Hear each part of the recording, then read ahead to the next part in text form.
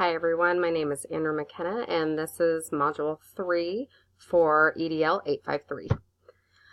This was our interview for a principal, a special education teacher, and a para.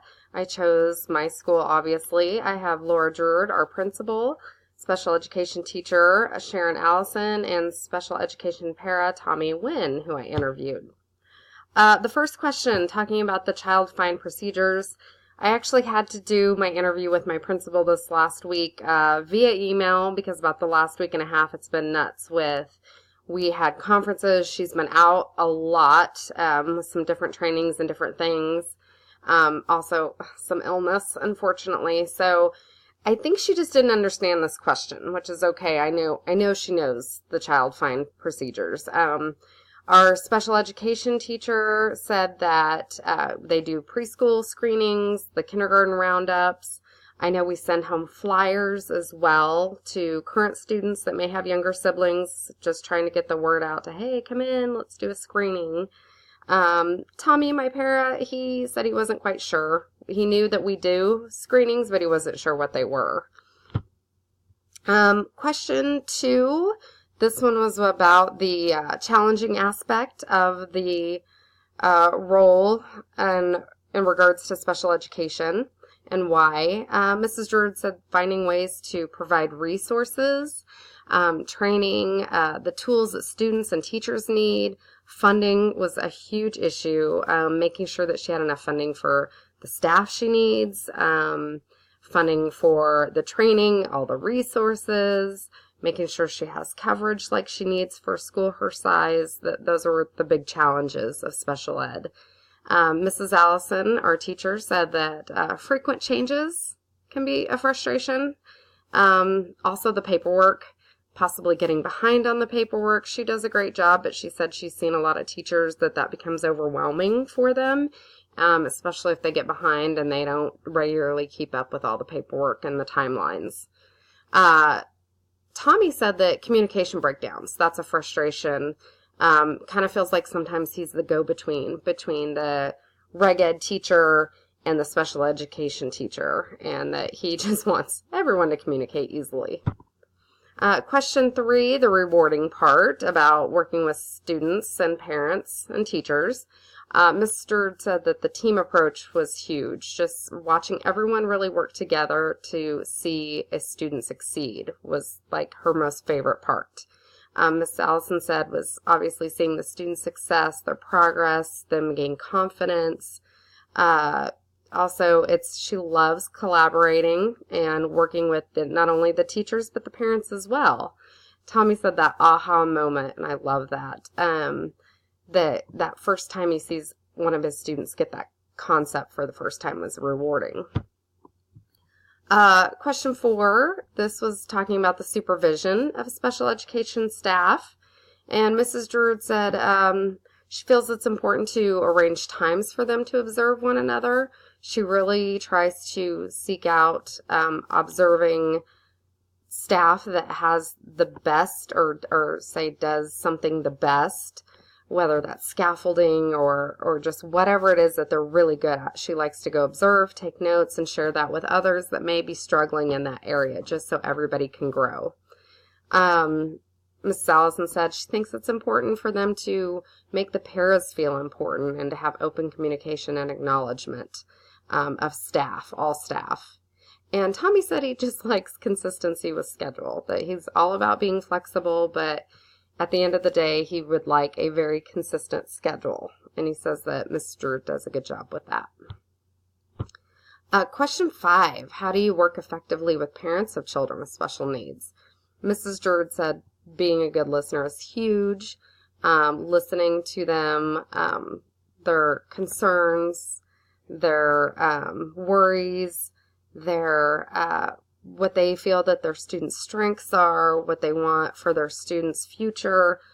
Being empathetic is huge. Assuring them that the school is equipped to be partners with them and that they will provide a safe school and be responsive. Mrs. Allison said building relationships. She just feels that is key to success. And Tommy said being supportive, listening, and answering their questions when they have them.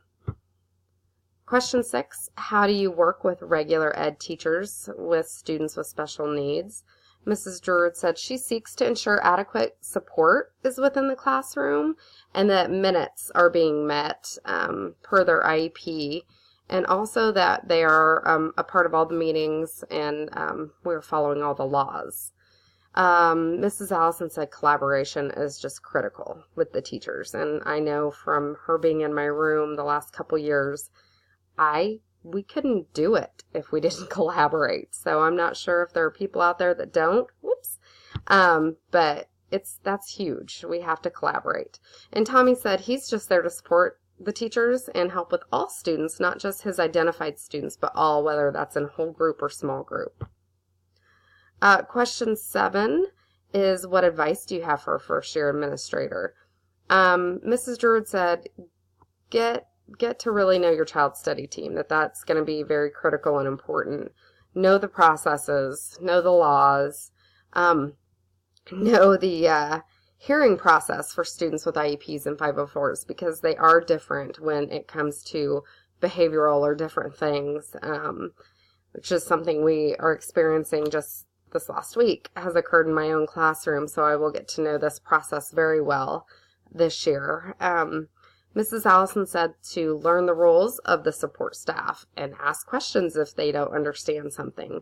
Communicate in a timely manner and let the staff know that you absolutely value them. That's huge. Let's see here. Sorry. Tommy said that taking time to get to know the staff and the school's culture is also really important. So again, kind of, to me, that screams, get to know your staff and value them. Let them know that you appreciate what they do.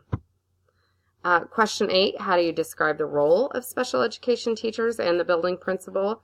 Mrs. Druid said it's the same as it is with the reg ed staff, but she just has to ensure that they understand the reports, the supports, and also their duties, because there is some variances between what their responsibilities are and what it is of a reg ed teacher.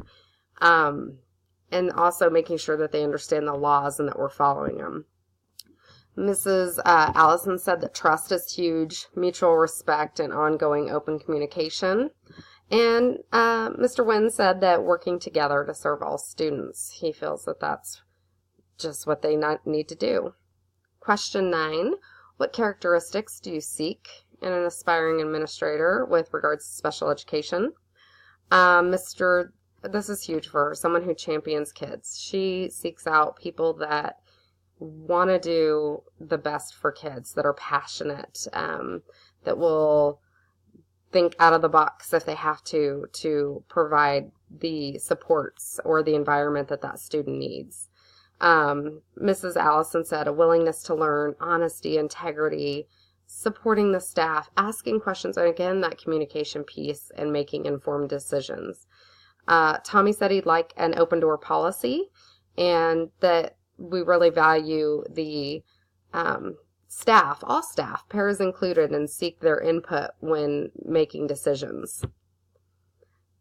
So really in reflection on this, this was fun to do because you really get to see the 3 different levels. And having been in 2 of them and possibly working my way into the 3rd, it was just very interesting to see how the similarities and the differences. I think everybody really wants open communication. I think from Mrs. Druid's standpoint, she's looking out for all staff as well as all students. She's kind of has those balls in the air. She's the juggler, and just has to make sure everybody has what they need and that they're doing what they're supposed to, and they're doing ultimately what's right for all students. And to see it from Mrs. Allison and Mr. Wynn's perspective, they just want to feel valued. They want to have open communication with their administrator, and they want to do, again, what's best for all students. So I think projection-wise, I think I need to seek knowledge. Ask questions is huge. I need to learn more about the laws, the procedures, the processes. What are the steps to take for if you, sense that a student may be behind on certain areas. What can we do to support staff in that aspect? And communication and valuing the staff. Obviously, those are things that are huge. And I know this year, being in my role, I've tried to make more of a point to value people, or at least let them know even more so that I value them, either by like little notes or just verbally telling them. I think it's important that people feel valued, and I think they work better when they feel valued. So this was great to see everyone's perspective. So thanks for watching my I can't even talk today. Thanks for watching my slideshow.